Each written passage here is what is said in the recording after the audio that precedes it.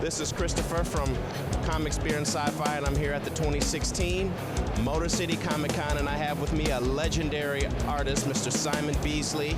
So I just wanted real quick to ask you, how'd you get started, and what was the best avenue that you went through, and if you had any advice today for illustrators, what would it be? Well, I got in the industry when I was, I think in my 20s, in 1988. I took some of my work to a company in London, 2000 AD, the guys who published Dredd. And I got a job there and then, on the spot. They employed me straight away. They said my work looked scratchy, because traditionally, artists then you would use like brush pens, but I would do it with a pen. So one of these. So to them it looked kind of scratchy, to the style I used. So I progressed from there, moved pretty quickly into working with DC Comics, and had done for quite a long time.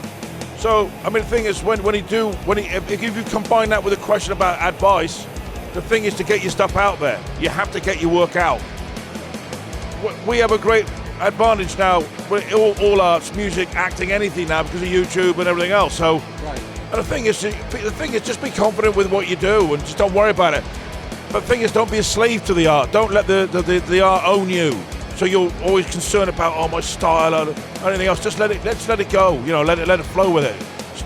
Because I believe that talent is there. just let it just ooze out.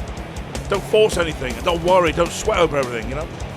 As we're talking about kind of superheroes in comics, learn anatomy. Understand how anatomy works, how the physical body works.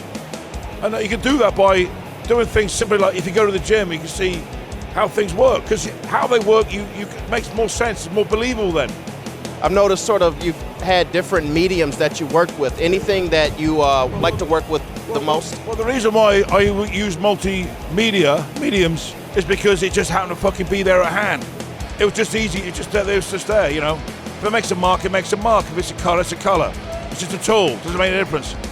But it's, it's nice to use different kind of techniques and different kind of materials because it just jazzes it up a bit more and you get nice contrast and textures. And plus it makes it more interesting for me. So I always using car spray paint as in some areas, it's my early stuff. Just spray with some stuff and highlight it, and then you look at my early work, you can see all the different styles in there.